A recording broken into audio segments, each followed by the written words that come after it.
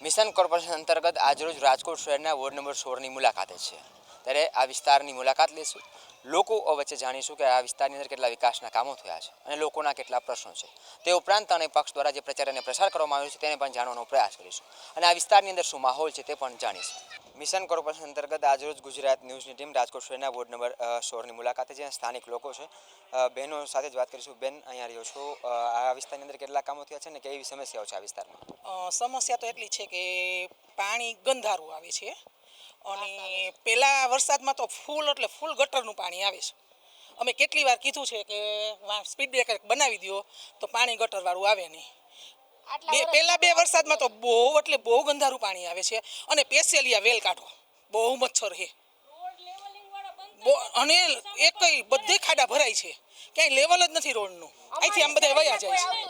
5 વર્ષ થવા આવ્યા છે, કોર્પોરેટરો 5 વર્ષ દરમિયાન આવ્યા છે અહીંયા? હા, કોર્પોરેટર આવે એમ ફોન કરી આવીને જોઈને વયા જાય છે, કોઈ નિરાકરણ નથી કરતું। આટલા વર્ષ થયા રુચિતાબેન કોઈ દિવસ અમારી શેરી કેટલા નંબરની છે એને હજી ખબર જ નથી।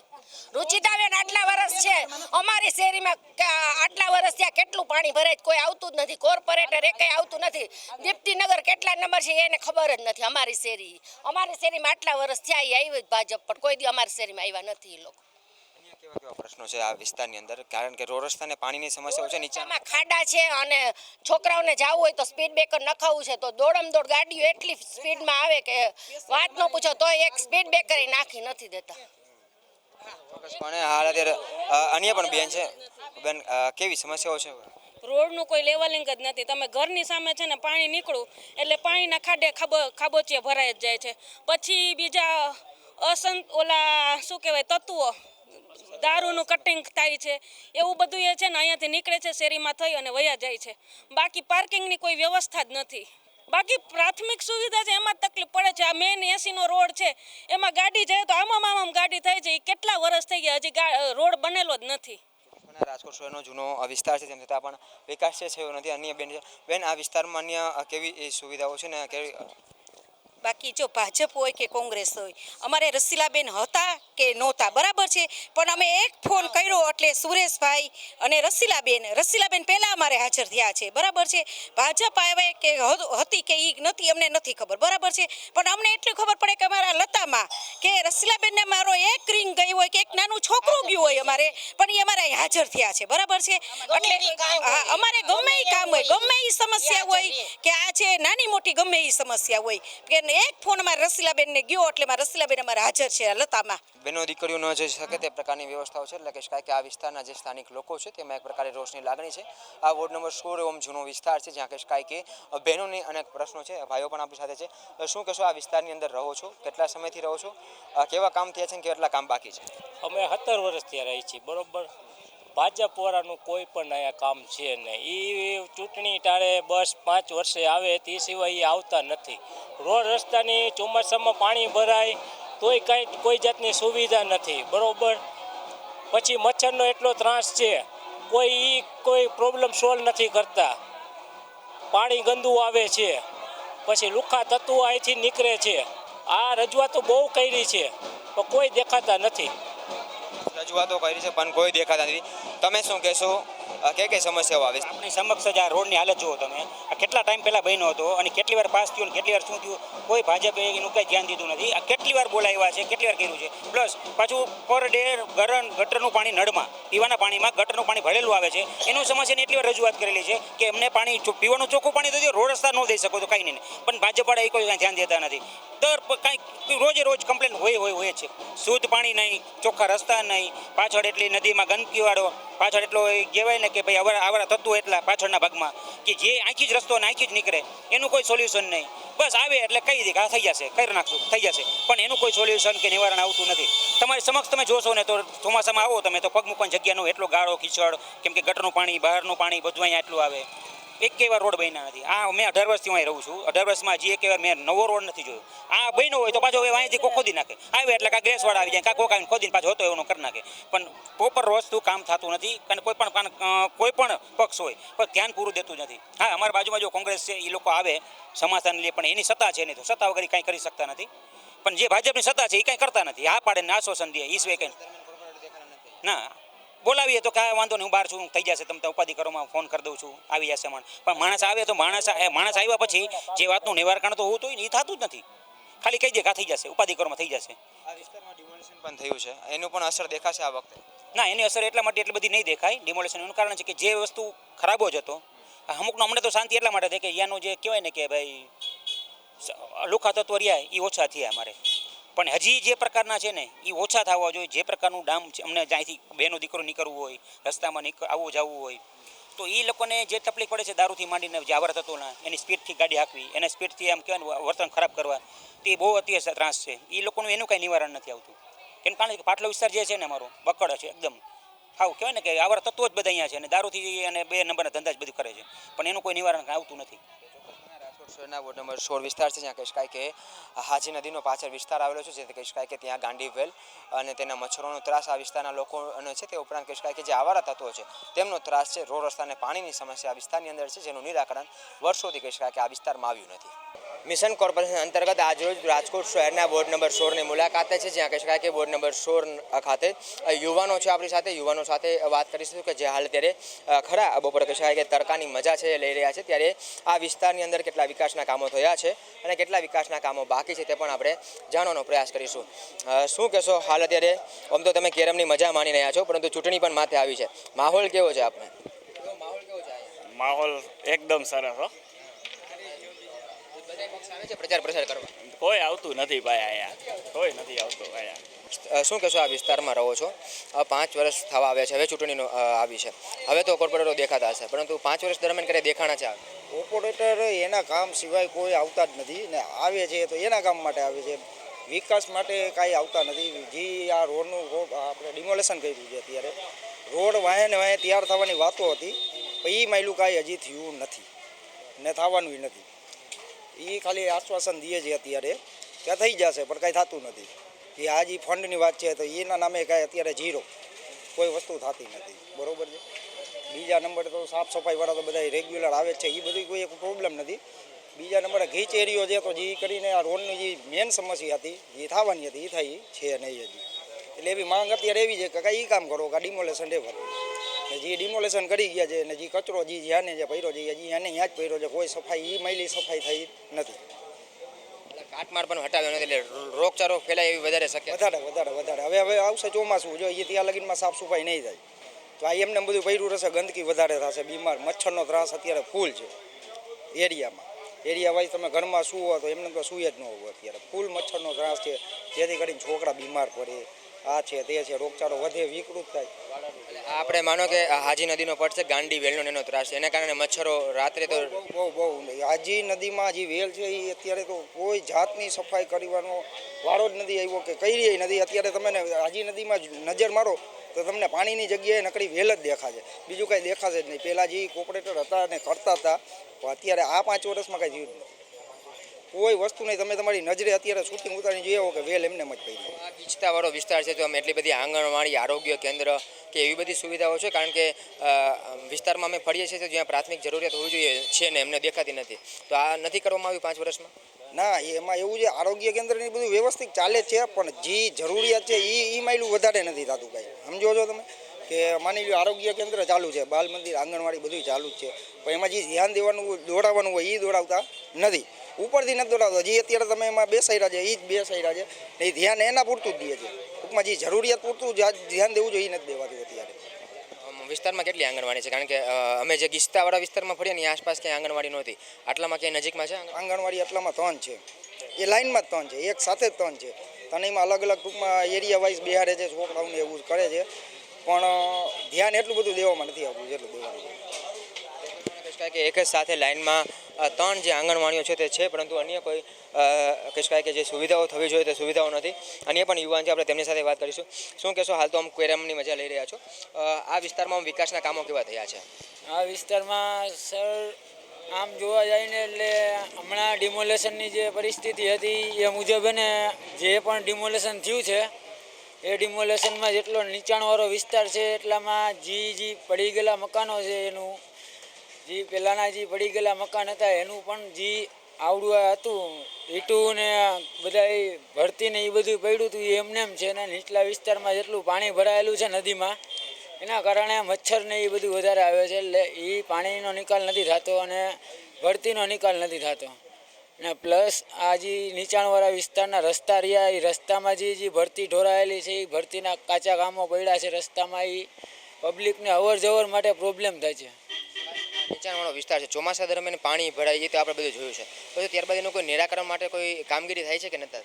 ના એ થાય છે પણ એ એક રીતે આવે છે અને એ આવે ને એ કામ થઈ જાય છે, એ પછી પાણી ભરાય છે, પછી કોઈ જવાબ દેતું નથી. એ એકવાર જે પૂર ટાઈમે જે થાય છે સાફ સફાઈ એ પછી કોઈ આવતું નથી. કોર્પોરેટરો દેખાણા છે 5 વર્ષ દરમિયાન? કોર્પોરેટર એમાં એવું છે, કોર્પોરેટરને મતદાન ને એવું બધું હોય એ ટાઈમમાં 6-8 મહિના હોય, એટલે એ 6-8 મહિના પહેલાં આવે બધા પબ્લિકને ભેગા કરીને બધાને સારી વાતો કરે ને પછી એ કામ થતા નથી. એમાં બગીચાનું વિસ્તારનું કામ નથી થતું, છોકરાઓના બગીચા નથી બનતા કે નથી છોકરાઓની કોઈ ચિલ્ડ્રન એરિયા બનતા, એનાથી આસપાસના જેટલા સારા રસ્તા છે એ રસ્તાનું પૂરું કામ નથી કરતા. કે આ વિસ્તારની અંદર બગીચાઓ, સારી સુવિધામાં રસ્તાઓ આ સહિતની જે કહી શકાય કે જે સુવિધાઓ હોવી જોઈએ તે સુવિધાઓ પણ નથી. અન્ય પણ ખાસ કરીને કહી શકાય કે યુવાનો છે, આપણે તેમની સાથે વાત કરી.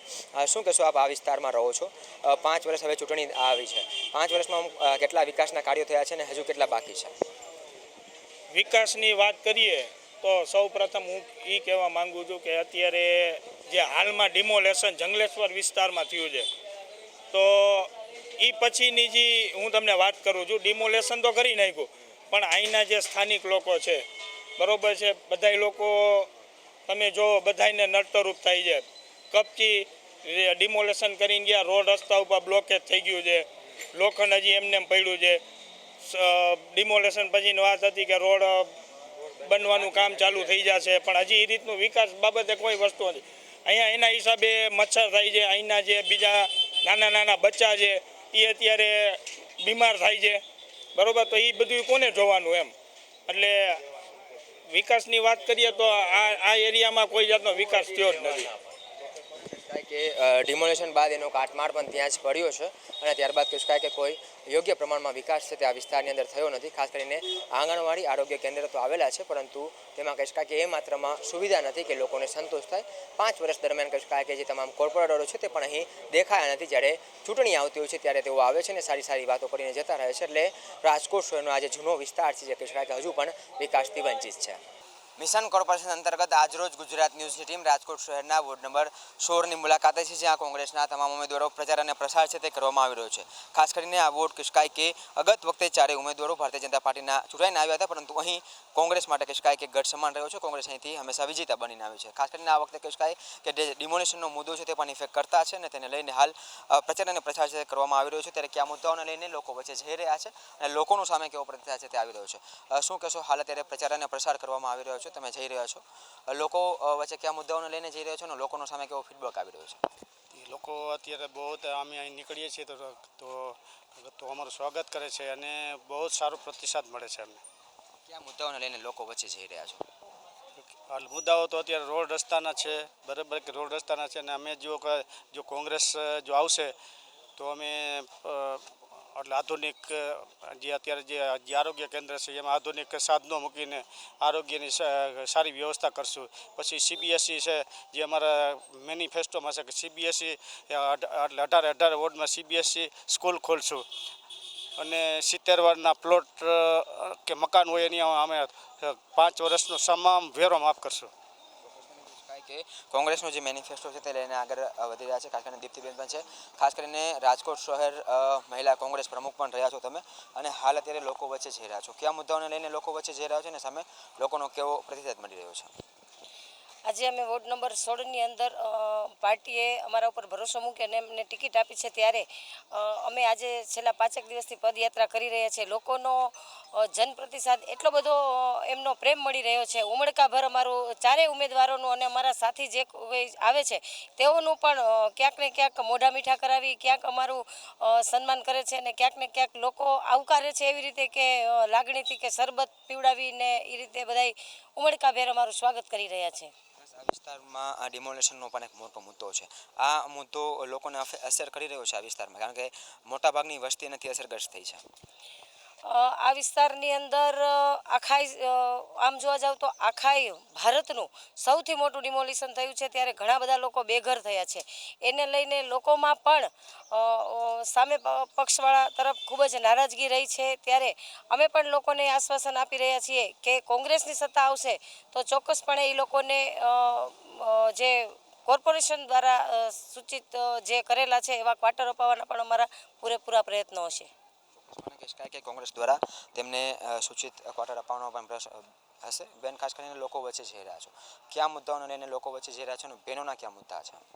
બેનોની તો પહેલાં મોંઘવારી, રોડ રસ્તા, પાણી ખરાબ, કાંઈ એક કામ એ લોકોએ નથી કર્યું. બધા અમને એ જ કહે છે કે આ વખતે વોર્ડ નંબર 16 તો જીતવાનું જ છે, પણ આખા રાજકોટમાં કોર્પોરેશન કોંગ્રેસની આવવાની છે. એ તો 100%ની વાત છે.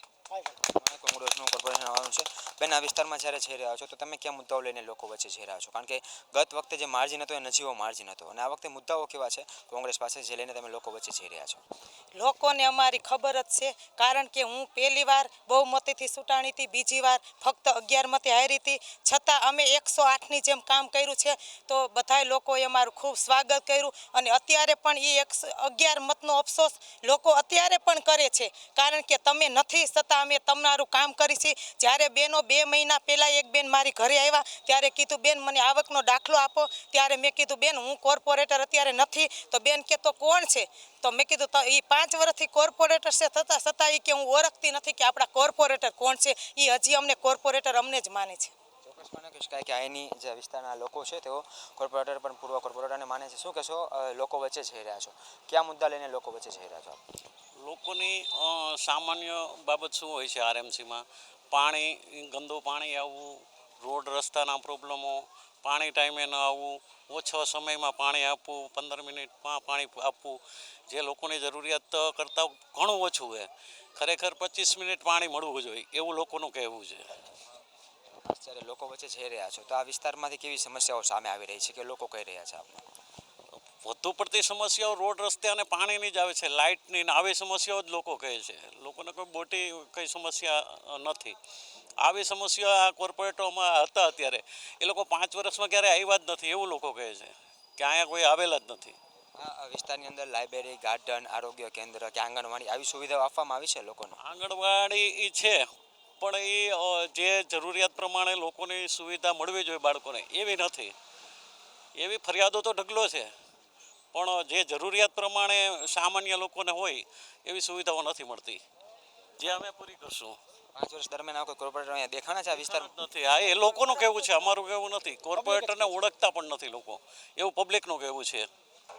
કહી શકાય કે આ વિસ્તારની અંદર 5 વર્ષ દરમિયાન કોર્પોરેટર છે દેખાયા નથી, અને તેથી લઈને લોકોમાં એક રોષની લાગણી છે જોવા મળી રહી છે. અને ખાસ કરીને કોંગ્રેસના તમામ જે ઉમેદવારો છે તે આ અલગ અલગ મુદ્દાઓ લઈને લોકો વચ્ચે જઈ રહ્યા છે, જેમાં રોડ રસ્તા અને પાણીની મુખ્ય સમસ્યાઓ છે, અને આ મુદ્દાઓ લઈને તેઓ લોકો વચ્ચે જઈ રહ્યા છે. મિશન કોર્પોરેશન અંતર્ગત આજરોજ ગુજરાત ન્યૂઝની ટીમ રાજકોટ શહેરના વોર્ડ નંબર 16ની મુલાકાતે છે, જ્યાં આમ આદમી પાર્ટીના જે તમામ ઉમેદવારો છે તેમનો દોરા પ્રચાર અને પ્રસાર આ વિસ્તારમાં કરવામાં આવી રહ્યો છે. ત્યારે કયા મુદ્દાઓને લઈને લોકો વચ્ચે જઈ રહ્યા છે અને આ વિસ્તારની કેટલી સમસ્યાઓ છે, આગામી સમયની અંદર કયા મુદ્દાઓને લઈને તેઓ કામ કરવા માંગી રહ્યા છે અને શું વિઝન લઈને નીકળી રહ્યા છે તે પણ જાણવાનો પ્રયાસ કરીશું. શું કહેશો, વોર્ડ નંબર 16ના વિસ્તારની અંદર જાઓ છો, કયા મુદ્દાઓને લઈને જાઓ છો અને સામે લોકોના કેવા પ્રશ્નો આવી રહ્યા છે?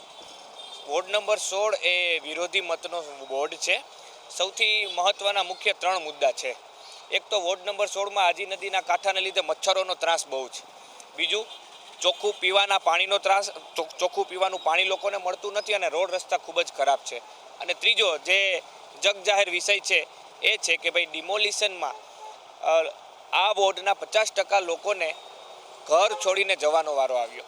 અમે સરકારમાં પણ રજૂઆત કરી હતી કે ડિમોલિશનની એટલી બધી આવશ્યકતા હોય તો એમને અલ્ટરનેટિવ આવાસો આપવા જોઈએ, કેમ કે રાજકોટ મહાનગરપાલિકાના 5000 આવાસો સડે છે.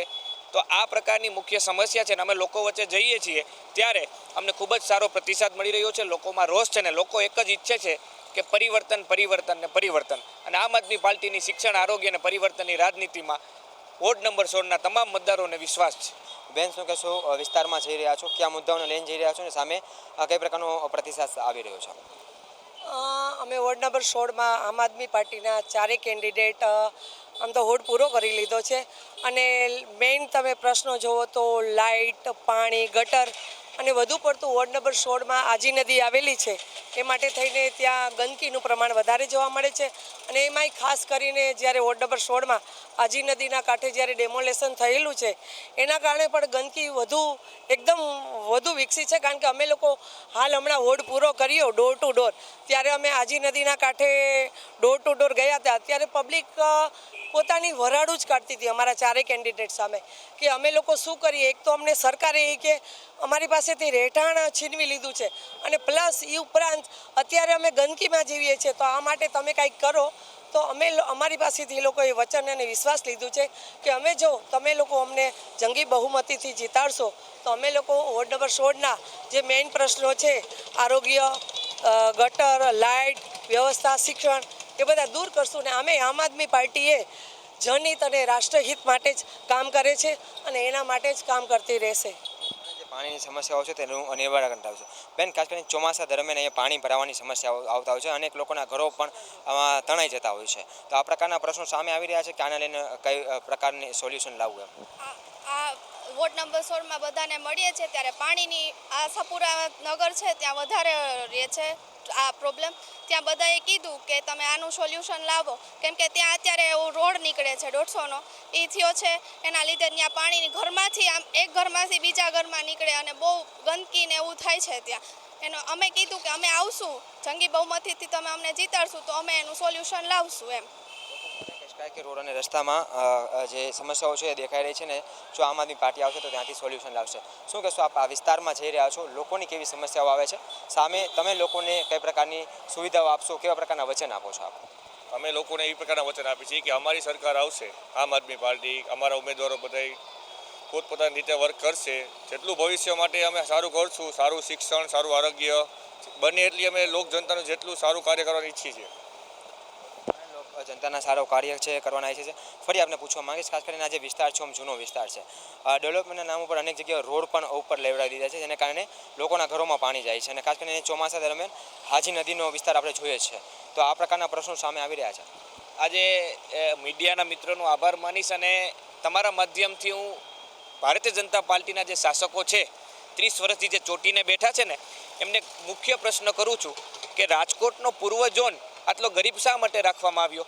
રાજકોટના નોર્થ ઝોનમાં, રાજકોટના સાઉથ ઝોનમાં રાજકોટ મહાનગરપાલિકાનું કુલ બજેટ 3605 કરોડ રૂપિયાનું છે, તો 2200 કરોડ રૂપિયા નોર્થ ઝોનમાં વાપરવામાં આવે અને અહીંયા માત્ર ને માત્ર 600-700 કરોડ વાપરવામાં આવે તો અમે શું રાજકોટના નાગરિકો નથી? અહીંયા પાયાની સુવિધાનો મેં તમને કીધું એમ પાયાની સુવિધા કોઈ જ પ્રકારની વ્યવસ્થા અહીંયા છે નહીં.